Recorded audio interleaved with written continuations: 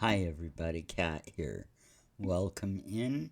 Well, I thought it was time to have a little update on what the dastardly duo have been up to lately, and just let's take a look at what's going on and where I think it's heading.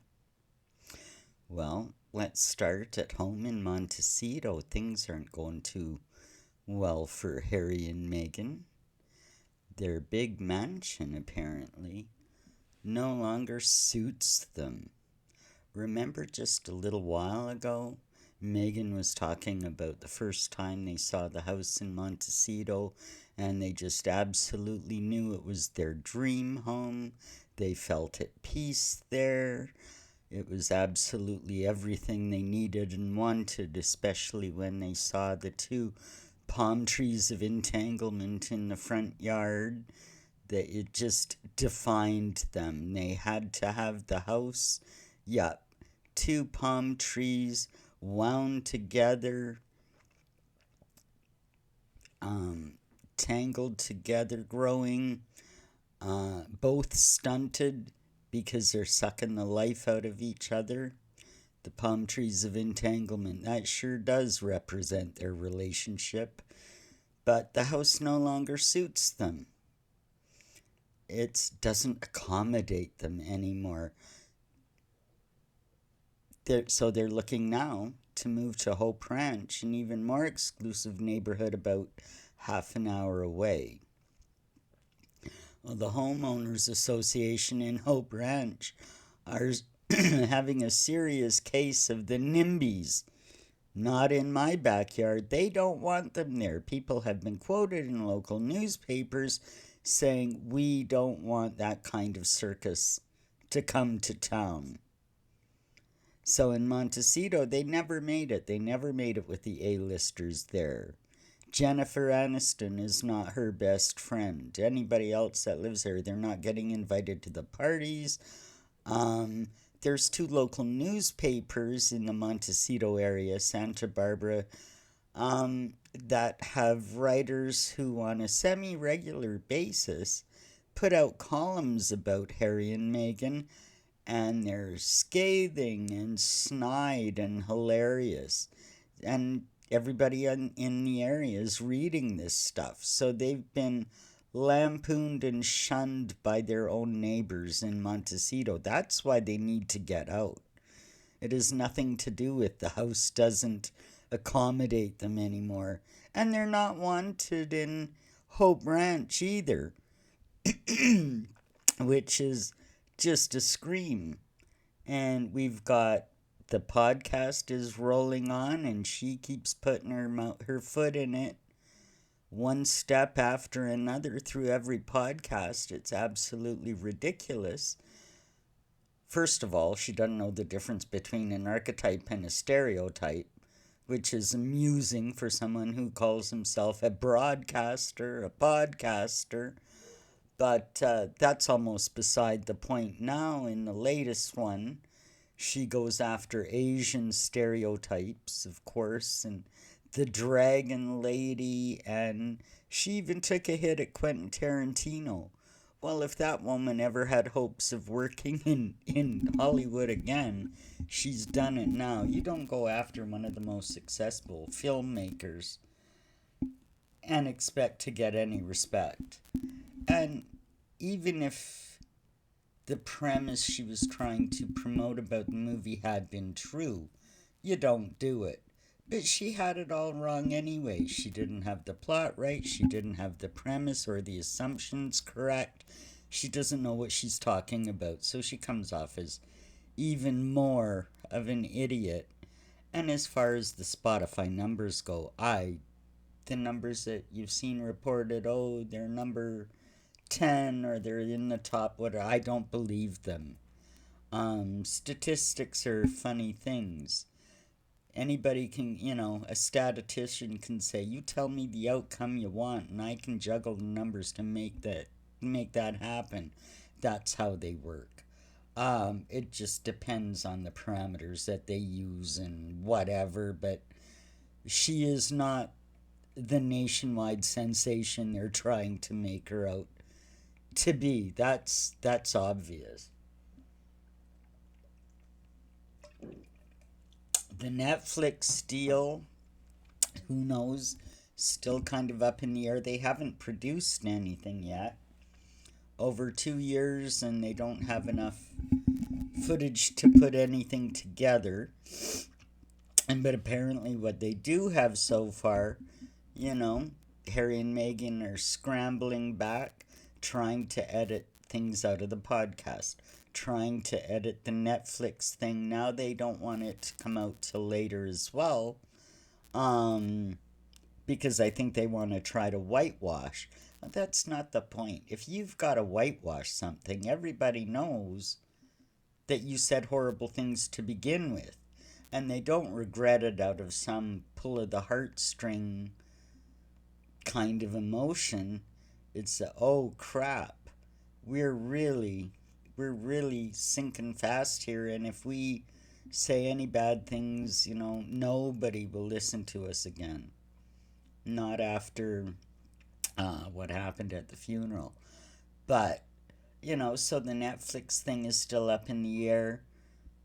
Who knows when it'll come out or what it'll be. It'll be hideous anyway, and Netflix will lose even more money and probably more subscribers.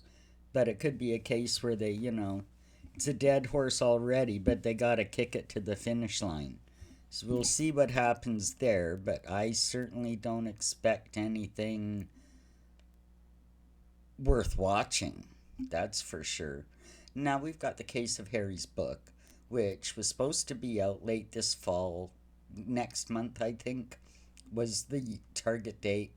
Now, I can understand wanting to delay it a little bit to put an addendum, an extra chapter, given that the Queen has died. Put that in there at the end of the book before you produce it. And a quick write like that, and he's got a ghostwriter. He's not sitting there with his crayons and his book. So thank God for that. And they could whip that out and have that added in. Probably no problem. But I mean, what we've heard is that he wants to chop and cut and amend and pull things out and put other things in to make it not look as bad as originally he had. Who knows what all he's taken a swipe at.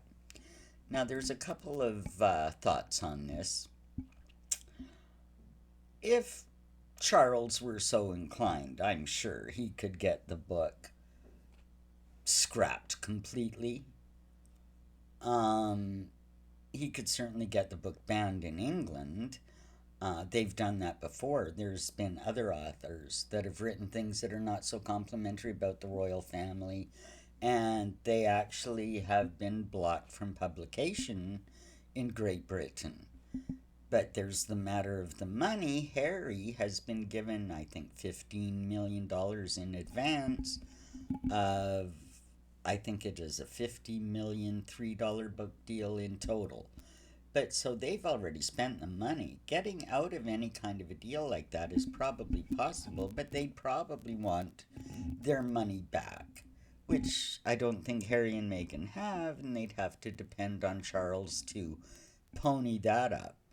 But I think secretly Charles is pretty interested to see what's actually in this book. He wants to know what his son is saying about him, especially after everything that's been said and done so far. So I think that's got them scrambling a little bit. If the book is scrapped, he's out of whack of money. And if it comes out as such, they'll look really, really bad. If they do allow him to amend it and take out all the incendiary accusations that it's no doubt full of, it'll just be, what'll it be? Harry talking about himself? Well, I like elephants, and I like wearing my uniforms with the shiny medals. What's it gonna...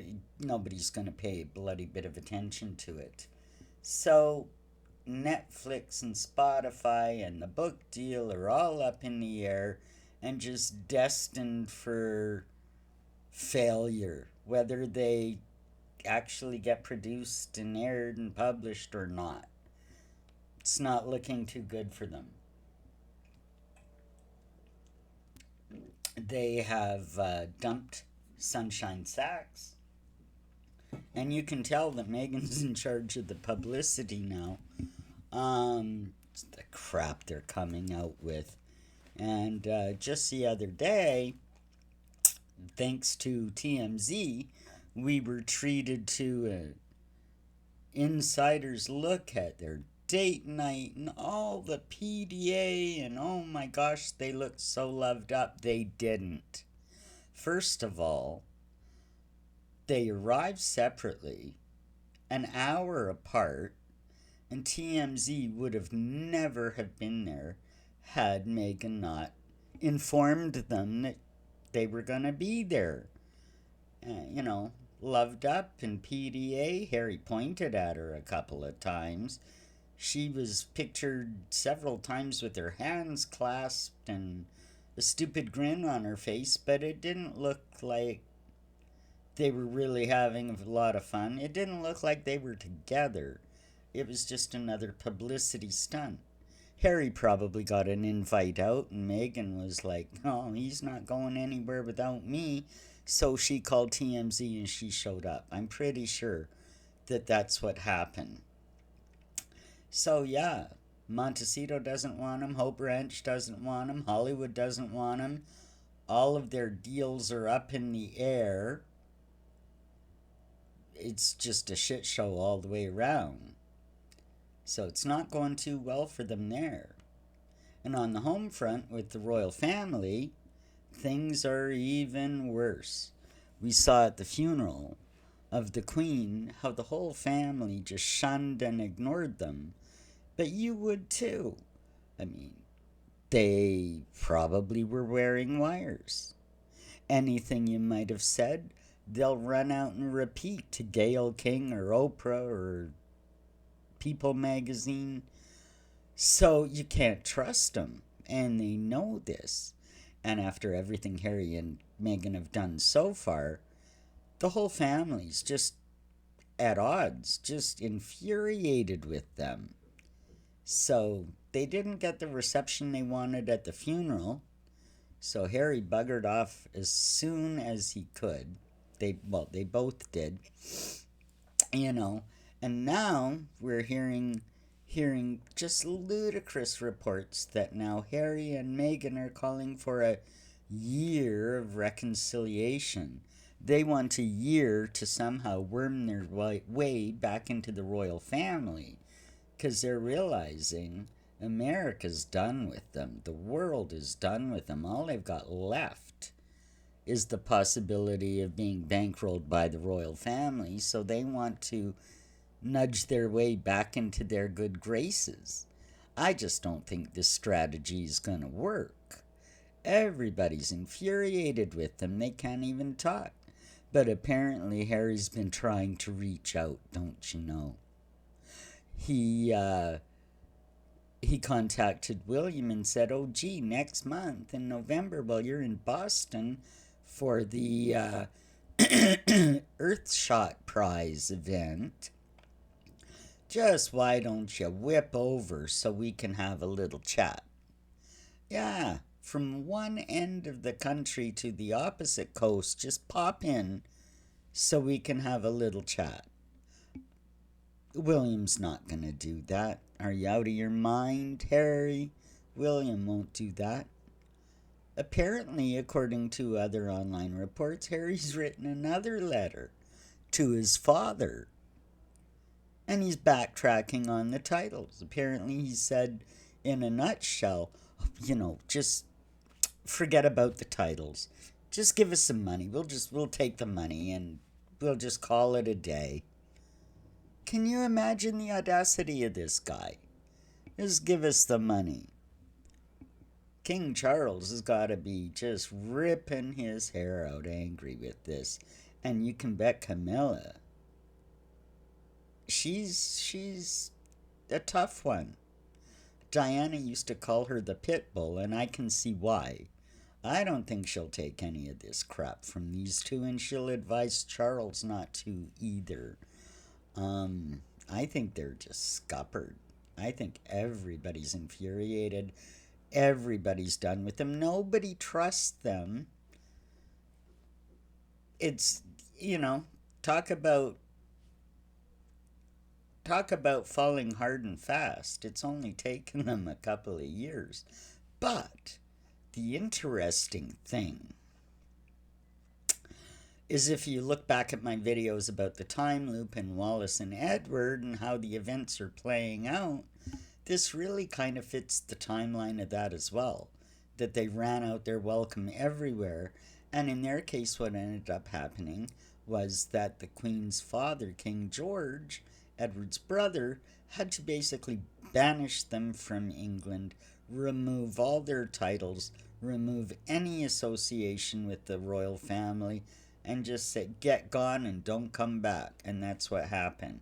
And I really think that no matter how many royal reporters or this or that say, oh, we really would want a reconciliation, and Charles would ideally want Harry and Meghan back.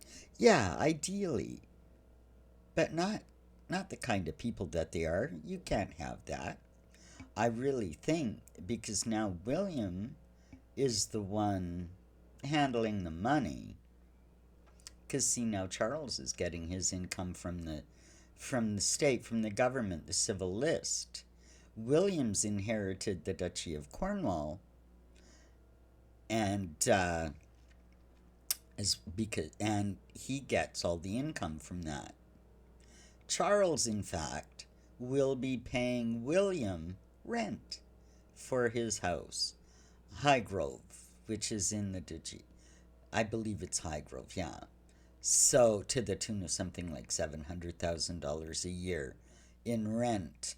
And the Duchy last year made £21 million in profit. Well, this year, William gets all that money. So he's the one they got to endear if they want to go after for any loot. Charles has money, you betcha. But he doesn't have, 50 million to just hand over to those two lunatics. It's not going to happen. I really think this year, no matter what happens with the book and the Netflix and the podcast and anything else they endeavor to do, I think now that the Queen is gone, that the palace is going to step up, and certainly Prince William will, and it will be just a smackdown. You're down, you're out, you're done, don't come back. I honestly think that's what's going to happen, and in my opinion, that's what needs to happen. You can't have these two around anymore. They're dangerous, they're duplicitous, they're just dreadful people. And it's time to close the door on that chapter. Well, I guess we just have to wait and see what happens. But in the meantime, like and subscribe and leave me a comment. I'd love to know what you think. And we'll see you in the next one. Have a great day, everybody.